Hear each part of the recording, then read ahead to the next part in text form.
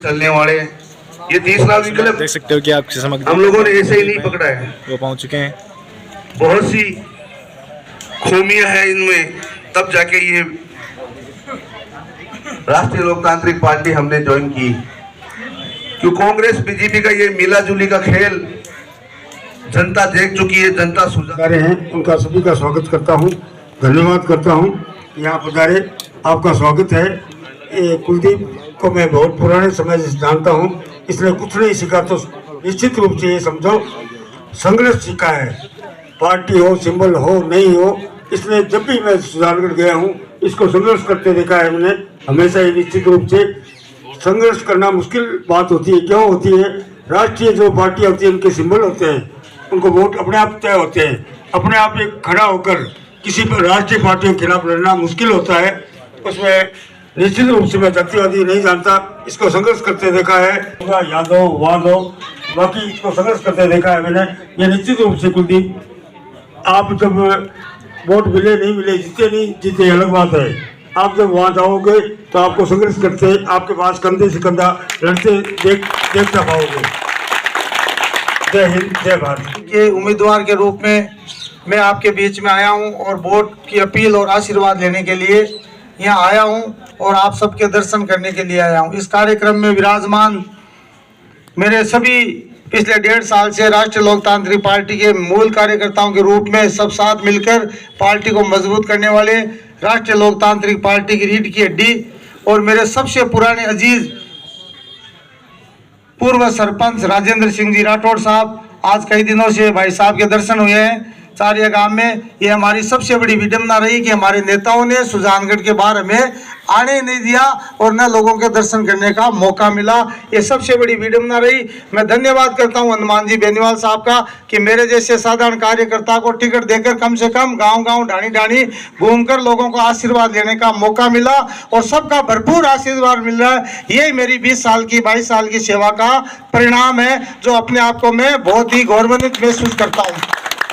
मुझे राष्ट्रीय लोकतांत्रिक पार्टी के टिकट के रूप में, कार्यकर्ता के रूप में उम्मीदवार बनाकर भेजा है। सामने विराजमान मातृ शक्ति के रूप में बहनें, मेरी बहन अमृता जी, यहाँ के बुजुर्ग, सबको मैं प्रणाम करता हूँ और मेरे युवा साथियों की टीम जिन्होंने कई घंटे से इंतजार करके और कार्यक्रम को सफल बनाया, मैं उनको सबको बहुत बहुत धन्यवाद देता हूँ। मैं तो भाइयों इतना ही निवेदन करना चाहूँगा कि राजेंद्र सिंह जी ने पूरी बात मेरी बताई। मैंने जीवन में जब मैं 14-15 साल का था तब से मैं संघर्ष कर रहा हूँ और मेरी कोई पारिवारिक स्थिति इतनी मजबूत नहीं थी। लोगों का आशीर्वाद रहा और मैं लोगों के बीच में रहकर मैंने जो अपर कास्ट की जातियां थी उनमें रह करके और मैंने उनके सिद्धांत जो हासिल किए, उन्हीं सिद्धांत की वजह से ही मैं आज इस मुकाम पर पहुंचा हूं। और मैंने किसी तरह की कोई किसी के प्रति दुर्भावनाएं रखी, न किसी के साथ कोई अन्याय किया। मैंने बुजुर्गों के साथ रहकर बुजुर्गों की भावनाओं के अनुसार मुझे मौका दिया और मैंने सेवा की। मैं रामदेव जी ढाका से 1993 में जुड़ा था और रामदेव जी ढाका ने मुझे भरपूर आशीर्वाद दिया। उन्होंने एक ही बात कही थी कि बेटा, जिंदगी में किसी के साथ धोखा नहीं करना, गरीब को गणेश मानकर सेवा करना। और रामू जी भाई जी जो मेरे बड़े भाई साहब हैं, ये भी रामदेव जी ढाका के एकदम भाई की तरह थे। मैं भी करीब 30 साल से रामू जी गुडावड़ी जो राव साहब है इनके परिवार से वाकिफ हूँ और मेरे परिवार की तरह ही है। तो मैं आपसे इतना ही निवेदन करना चाहूँगा कि आने वाली 25 तारीख को कांग्रेस और भारतीय जनता पार्टी को आप पिछले 50 साल 70 साल से देख रहे हो, एक बार कांग्रेस, एक बार बीजेपी, एक बार ये परिवार, एक बार ये परिवार। तो आप अब की बार बदलाव करो। हम विवेक से काम करेंगे और ईमानदारी से आपकी सेवा करेंगे और ये आपसे वादा करते हैं कि राष्ट्रीय लोकतांत्रिक पार्टी 36 कौम की पार्टी है। गरीब को गणेश मानकर सेवा करने वाले हनुमान जी बेनीवाल का जो दुष्प्रचार किया जा रहा है वो गलत है। वो सबको साथ लेकर चलने वाला व्यक्ति है। जब किसी की पीड़ा होती है, किसी के साथ अन्याय होता है तो सबसे आगे कोई मिलता है तो राष्ट्रीय लोकतांत्रिक पार्टी और भीम आर्मी के कार्यकर्ता मिलते हैं। ये भारतीय जनता पार्टी और कांग्रेस सिर्फ राज करने के बहाने राज का मजा लेने के बहाने और जनता को गुमराह करते हैं। मैं आपको आश्वस्त करता हूं कि 36 कौम की ईमानदारी और निष्ठा से सेवा करेंगे, किसी के साथ धोखा नहीं करेंगे और किसी के कहने से किसी का बुरा भी नहीं करेंगे। हम विवेक से काम करेंगे और जिनका जितना अधिकार है उसके साथ मिलकर उसके अधिकारों की बात करेंगे। आपने मान सम्मान दिया, आगे भी काफी लेट हो गए, आप काफी टाइम तक इंतजार करते रहे, तो मैं पुनः बुजुर्गों का बहुत बहुत आभार व्यक्त करता हूं कि आपने मुझे इस लायक समझा, ताकि 2 घंटे लेट होते हुए भी आपने आशीर्वाद देने के लिए यहाँ बैठे रहे। मैं आशा करता हूं कि आप मुझे निश्चित आशीर्वाद देकर विधानसभा में भेजेंगे। विधानसभा में भेजोगे तो आरएलपी पार्टी भीम आर्मी मजबूत होगी, गरीबों के साथ अन्याय रुकेंगे, जिस व्यक्ति के साथ अन्याय होता है वो अन्याय नहीं होगा, और किसान की बात करेंगे, बिजली की बात करेंगे, गरीब की बात करेंगे, और जो गांव की जो विकास की बात है वो पूरी सब मिलकर करेंगे। अभी भाई साहब ने कहा कि चारिया गांव में विकास बड़ी हालत खराब है, सड़क नहीं है, पानी की निकासी नहीं है, बिजली की व्यवस्था नहीं है, और जो भी आईटी सेल है, खाद्य सुरक्षा की बात है, अपने नरेगा की बात है, और विशेष तौर से जो बेरोजगार है उनके रोजगार की बात करेंगे। आपने बुलाया, मान सम्मान दिया, मेरी बात सुनी। मैं हाथ जोड़कर आपको पुनः ये निवेदन करता हूं कि 25 तारीख को 1 नंबर का नीला बटन बोतल के निशान पे दबा के और पार्टी को मजबूत करें, जिताकर विधानसभा में भेजे। सारी समस्याएं हैं वो दूर होगी और समस्या का निस्तारण करने का ही नाम आरएलपी है। इन्हीं भावनाओं के साथ जय हिंद, जय भारत। हमारे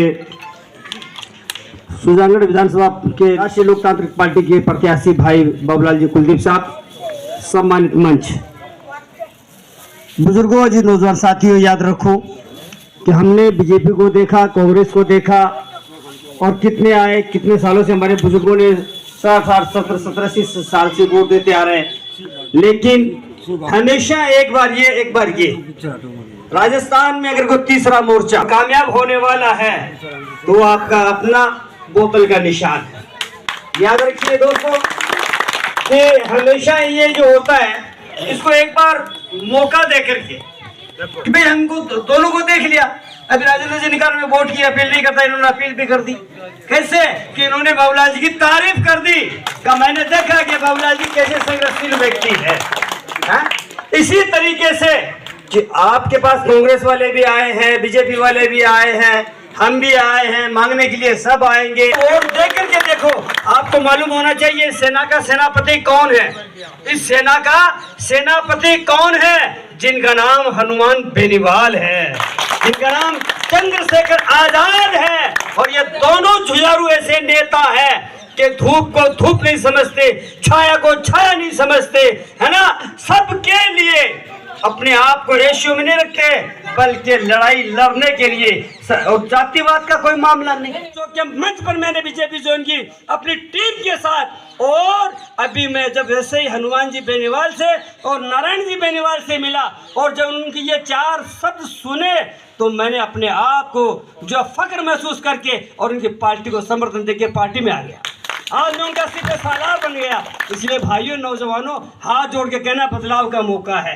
वोट की चोट से, अशब्दों से नहीं, गाली गलौज से नहीं, लड़ाई झगड़े से नहीं, प्यार से, मोहब्बत से जो है सम्मान करो, मगर आरएलपी बोतल के निशान को याद रखना।